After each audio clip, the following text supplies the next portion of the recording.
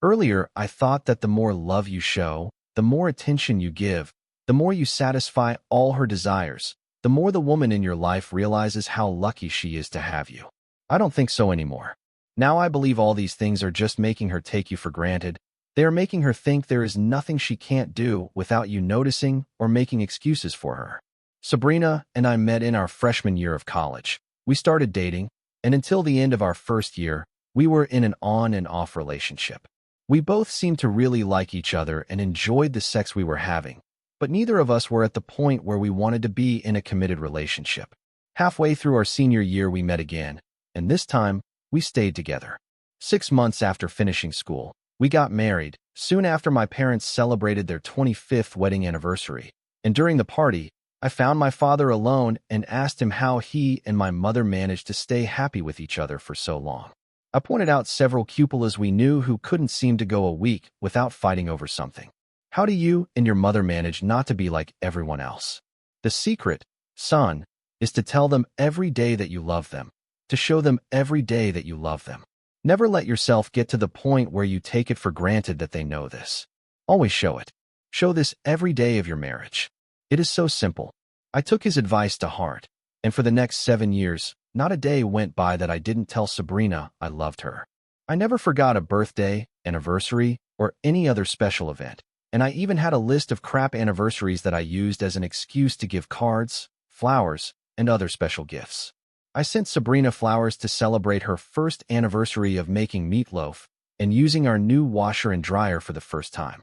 I gave her a card for the anniversary of her first promotion at work. No event was too big or too small for me to record and use. She received flowers and chocolates on the anniversary of the first time we had sex. She received diamond earrings in honor of the first time we were intimate. I sent flowers to her office for no reason, just so that in the middle of the workday, she would receive a card that said, "I love you." I did everything I could think of to show her how much she meant to me. I followed my father's advice, but my father used his relationship with my mother as an example. He did not take into account the fact that different women look at the same thing differently. While my mother saw this as a sign of her father's constant love for her, Sabrina saw it as a sign of my insecurity and that I was doing this to beg for her attention. Somehow, my desire to show her my love devalued me in her eyes. I, of course, didn't know this and moved on with my life, knowing that I had a happy and loving marriage.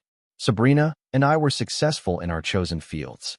We were both climbing the corporate ladder, and as we progressed, the work required more time, more energy, quite a few late nights, and occasional business travel. There were nights when we didn't even see each other. I would work late, and Sabrina would be asleep when I got home, or vice versa. I accepted this as the price we paid for success, and I assumed Sabrina did too. When we were together, I did everything possible to compensate for the time spent apart. The sex was amazing. There were weekends when we didn't even get dressed. Sabrina smiled, told me that she was mine forever, and I, of course, believed it. I found out about this at a Christmas party in her company. It took place at a hotel in the city center. Her company rented a ballroom and several rooms to use as guest suites. The party was on a Wednesday night, and I told Sabrina I'd meet her there. The party started at 7, but I had an out-of-town client I had to put on an 8 o'clock flight, so I told Sabrina not to wait until 8:30 or so. At the last minute, the client decided to stay an extra day and see the so I arrived at the party at 7:30. I walked into the ballroom just in time to see Sabrina with a man I didn't recognize, but back then I didn't know most of the people she worked with, having only seen them at picnics and Christmas parties. What I found strange was that Sabrina wrapped her arms around his waist. I headed towards the corridor they had entered, and upon entering it, I found that it was a kind of vestibule from which 3 rooms branched off. I wondered which room they went into, so I tried the one closest to me and found it empty, as was the room next to it. I was just about to close the door and go into the 3rd room when I heard giggling. It seemed to be coming from inside the room, even though it looked empty, so I went back inside to take a closer look. I heard another chuckle and realized it was coming from the vent in the ceiling. Then it dawned on me that I could hear what was happening in the next room. I walked towards the door to go into the next room when I heard Sabrina say, "Be careful. You don't want to tear your dress, do you? So, how the hell am I supposed to get to your charms? Here, let me show you. Damn it, Rena. I will never get tired of looking at these beauties." Let me lick those fantastic mounds on your breasts. Oh no, lover, only after you get my toy. You can't play with my charms until I can play with your toy. There was the sound of a zipper being pulled up, and then Sabrina said, now there's something I'll never get tired of. Are you sure we don't have time to run into one of the rooms for a quickie? I need you. Very, very necessary. Come on, darling. We had it during lunch and 3 hours on Monday evening. You can wait until tomorrow. No, I cannot. Well, you'll have to. Bob said he would be here around 8:30, and I should be here when he came in. If he comes early and I walk in with a just had sex look on my face, he might get suspicious and start checking me out. And we don't want that. Come on, Rena. If he's as weak as you say, we can do this in front of him. And it won't matter. I know, love. I can just tell him to go home, and we'll talk about it when I get there. And then I can convince him that we were just joking and trying to prank him, and he'll believe me.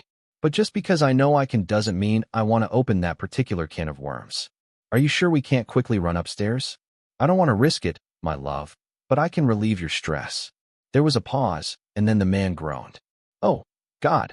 Rena, you are so good at this. Your mouth is pure magic. I've never been treated so well before. The moaning continued for a minute or two, and then it reached a peak. Mark will be very angry when I tell him that you relieved my stress, and he will have to wait until tomorrow. Maybe not. I thought you said we couldn't today. I said we can't go up to the guest apartment. I didn't say anything about not doing what we just did. How can you do this? Mark will probably arrive only after your husband. What you and I just did didn't take long, baby. I'll introduce you to Bob, and then I'll get up to go to the ladies' room. And while you and Bob are talking, I'll sneak in here with Mark to give him some quick relief. God, Rena, you are just a depraved woman. I know. Lover, that's why you like me. Are you going to rinse your mouth or kiss your hubby with my taste on your tongue? This won't be the first time he tastes you. You are a devil. Rena, that's what you are, evil and vicious. Come on, love, we need to get back to the party. It's amazing how quickly love can die. I went from endless love and affection to absolute hatred in a matter of seconds. All this time, I was fighting with myself. Should I knock down the door and then kick ass or sit back and use what I just learned to make plans? Should I strike while it's hot or wait and find out names, dates, and places? If I lash out at them now, it will be a, he said, she said, situation in divorce court. I could say I overheard, and she could vehemently deny it. I needed more information. Besides, if I had kicked down the door, I might never have known who Mark was, or even if there were any other men besides Mark and the guy in the next room with Sabrina. No, in the end, I will still have time to kick some ass, but it won't be that night. I hurried out of the building and into the car until the time came when I told Sabrina to wait for me. When I entered the ballroom, I saw Sabrina sitting at a table with 2 couples and 1 man. Sabrina is 173 centimeters tall, and the guy she was sitting next to was about 10 centimeters taller. So unless he has very short legs, I guessed he was about 183 centimeters tall. Black wavy hair and thin the crayon-like mustache allowed me to tell that he was a real, good-looking person even before I approached the table. Sabrina saw me approaching, stood up, and stepped back from the table. She opened her arms to embrace me and moved to kiss me with her wicked mouth, but at the last second, I turned my head and accepted the kiss on my cheek. I noticed surprise on her face. I think I'm sick with something, honey. I don't want to pass it on to you. She agreed, and then introduced me to the people at the table.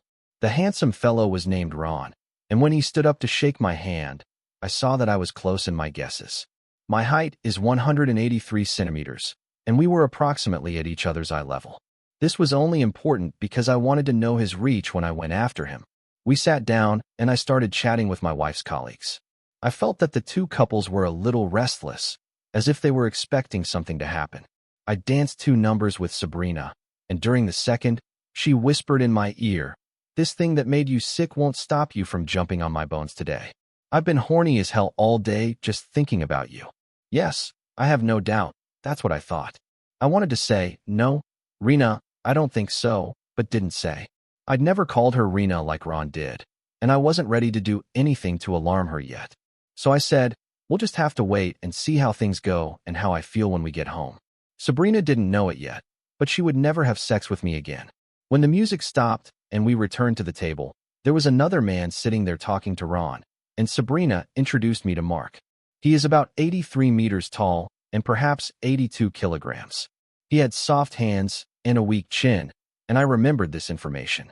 About 10 minutes later, Mark got up to visit the people at another table, and I watched him out of the corner of my eye. I wasn't surprised when I saw him enter the hallway that led to the room Sabrina was already in with Ron. Apparently, Ron had prepared it while Sabrina and I were on the dance floor. After a couple of minutes, Sabrina stood up, kissed me on the cheek, and told me she was going to the restroom. Ron let her walk a few feet away from the table, and then asked me what I thought about the Broncos' chances at the Super Bowl. Apparently, Sabrina told him I was an avid football fan, and he would use that to keep me occupied while Sabrina sneaked off to Mark's. While I was talking about football with Ron, I kept an eye out of the corner of my eye on the door through which Mark came out, and less than a minute later, Sabrina entered it. Almost 15 minutes passed before Sabrina returned to the table, and I continued talking to Ron and pretended not to notice how long she had been gone. After she returned to the table, I danced with her again, and she cuddled up to me. "I'm horny, baby. Very, very horny. Please don't let me down tonight." When we returned to the table, Mark asked Sabrina to dance, and as they walked onto the floor, I saw a smirk on the face of one of the women at the table as she looked in my direction. I remembered the old cliché, the husband will be the last to know about this. Mark brought her back, then Ron brought her out, and I saw the two women at the table smiling knowingly at each other. I put it away in my memory. If it was common knowledge among the people she worked with, then finding out what I needed would be easy. Sabrina danced with a few of the people she reported to and then sat at her boss's desk, talking to him for 15 minutes. When she returned to our table, she whispered, "Okay, lover." They saw me, and I danced with those with whom I was supposed to dance. "Let's go home, lover. Be ready for me. I really need it." We were in different cars, and I gave her a good heat start. I wanted her to be home, undressed, and on the bed when I arrived. This way she could experience the full effect of what I had planned. I drove slowly to make sure she had time to become what I wanted. When I got home, I rushed upstairs and through the master bedroom to the closet where I faked erupting my bowels. I stayed in the toilet making noises for a few minutes, and then went to the sink, flushed the water, and wiped my forehead with a wet rag. Drying my face with a towel, I went into the bedroom and saw Sabrina lying naked on the bed. "Sorry, baby. I don't know what it is, but I'm not going to give it to you. I'll sleep in the spare bedroom tonight and call the doctor in the morning." I saw that she was angry when I left the room. This morning I was up before Sabrina and sitting at the kitchen table sipping coffee, trying to look sick, when she walked into the kitchen. "Do you feel better?" she asked. "Not good. I hardly slept." I looked at my watch. The doctor's office only opens at 8:30. I'd better call work and let them know that I won't be there today. I reached for the phone while she poured herself a cup of coffee and then went to get ready for work. "Don't forget that I'll be late today," she said. "We're still working on that damn budget proposal, which should be ready by next Tuesday." "Yeah, sure," I thought, hanging up without calling. After Sabrina left for work, I got dressed, went to my office, and tidied up the work I couldn't leave unattended, then told my secretary that I had a doctor's appointment and would be gone for the rest of the day. I left the office and headed to the public library. I dug through the directories and soon found the addresses and telephone numbers of Ronald Bragg and Mark Traviel.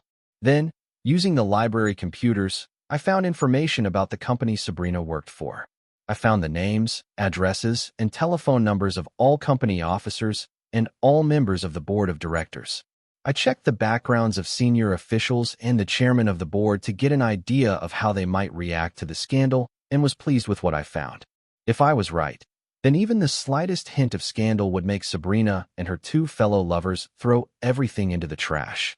That evening, I parked near Sabrina's place of work, and when she got out at 10 minutes past 4, I followed her as she drove across town.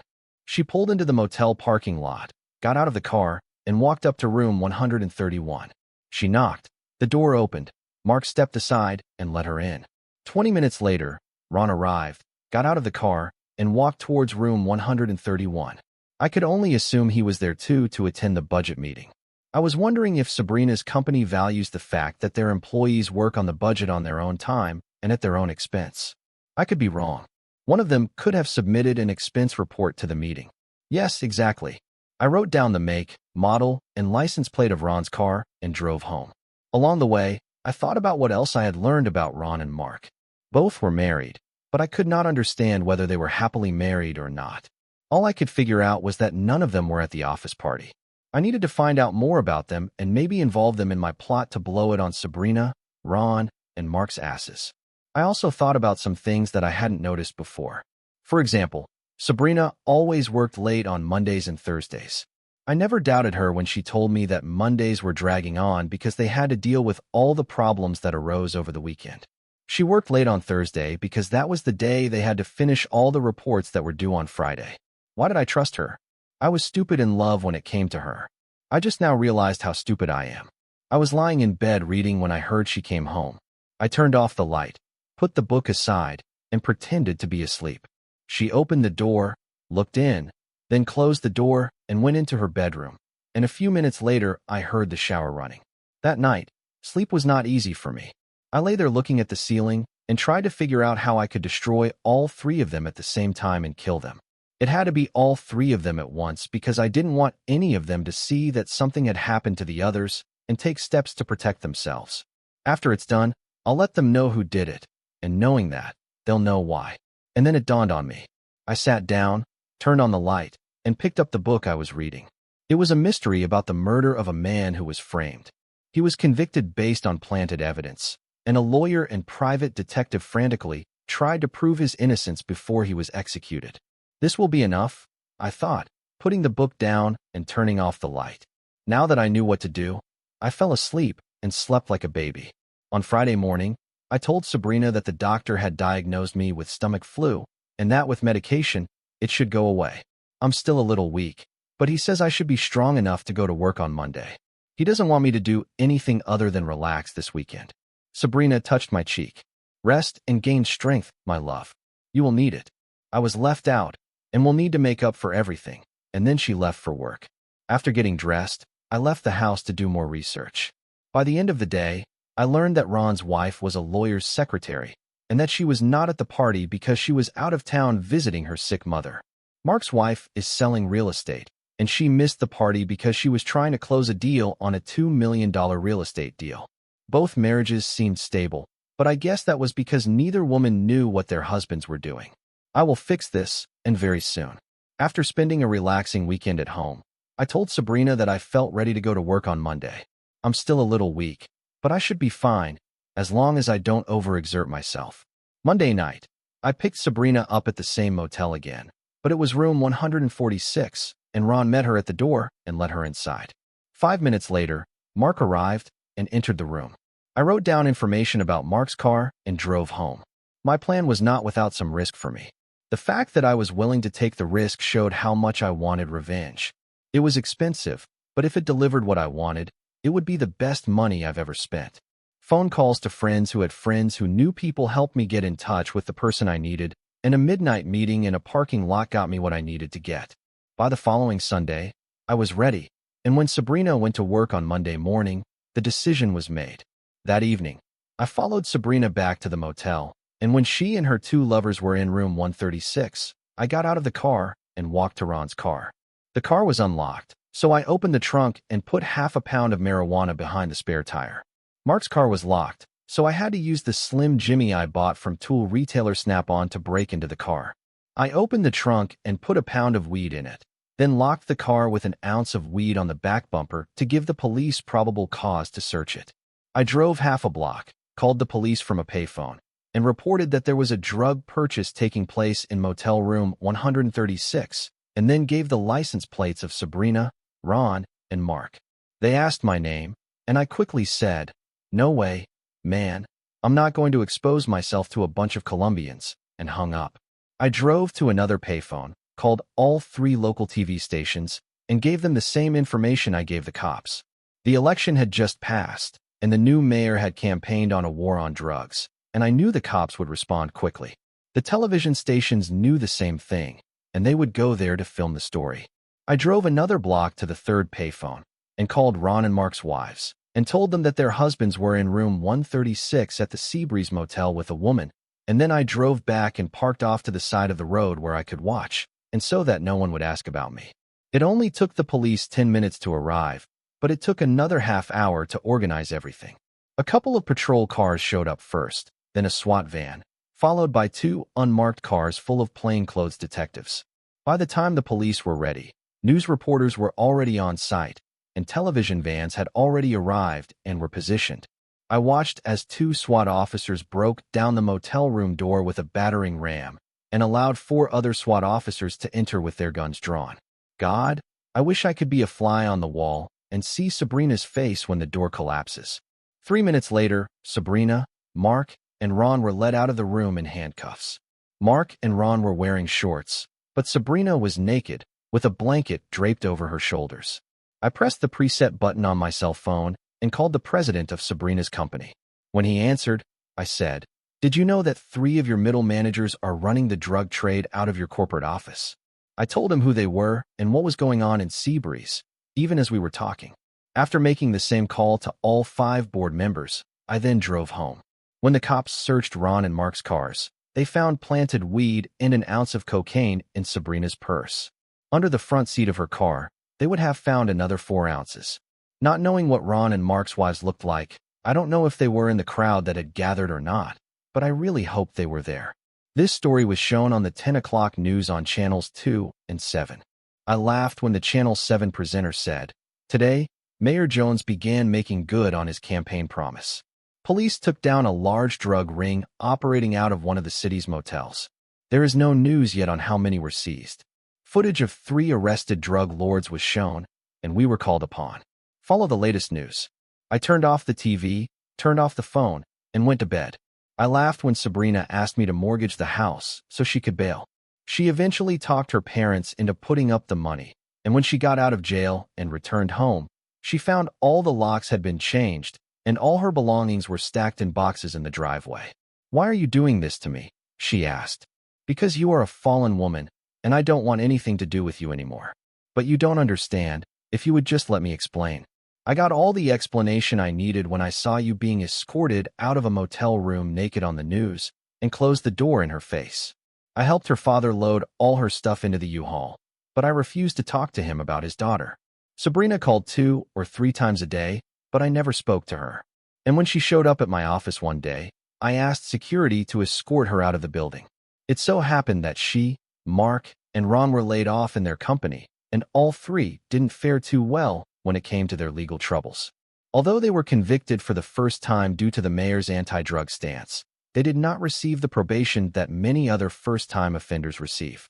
They didn't help themselves by continuing to protest their innocence even when they were caught with the goods. Sabrina seriously harmed herself when she demanded a blood test to prove there were no drugs in her system. The test showed she was as clean as snow, allowing prosecutors to argue that this was evidence that the drugs found in her purse and car were intended for sale, not personal use. Because the mayor wanted to show immediate results from his war on drugs, the 3 were offered a deal: 1 year in prison and 2,000 hours of community service. If they behaved well, they could be released after 9 months. Their lawyer told them they would be fried, so they agreed to the deal. While Sabrina was behind bars, I filed for divorce, as did Ron's and Mark's wife. All 3 served their time, and when they got out, I kept an eye on them. When the time came, I went to see Mark. I later learned that he had 3 broken ribs and an arm when he arrived at the hospital emergency room. I suppose he could have pressed charges against me, but he didn't. Maybe he felt guilty for what he did. Ron and Sabrina lived together, and one evening, I caught them leaving a bar. After I finished with Ron, I turned to Sabrina and said, "Not bad for a weakling, huh? Rena, remember the Christmas party where you pleasured Ron in that little back room? Do you remember what he said? If he's as weak as you say, then we can get away with it right in front of him and get away with it. Remember, Rena?" I saw her face change as everything fell into place, and I laughed. "That's right, Rena. This weakling took revenge for your betrayal. Better call an ambulance for your boyfriend. He doesn't look that hot." She was still looking at me as I got into the car and drove away. Subscribe to our channel so that your second chaff doesn't cheat on you. And go ahead and listen to the next story, because this story is nothing compared to the next one.